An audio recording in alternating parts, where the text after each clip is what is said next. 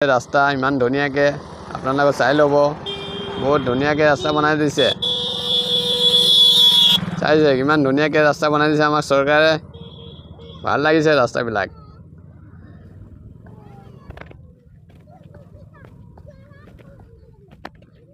বহুত ভাল লাগিছে। বিজেপি চৰকাৰে আমাৰ ৰাস্তাটো পকা বনাই দিছে। এইটো কেঁচা ৰাস্তা আছিলে। বহুত ধুনীয়াকে বনাই দিছে। এইটো চাইছে নাই আপোনালোকে?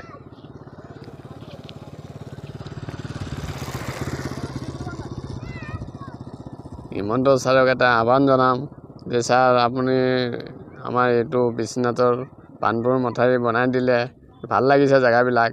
ছাৰ ইয়াত মানুহ বহুত যোৱা আসা কৰি থাকে, বৰষুণ মাৰি থাকে।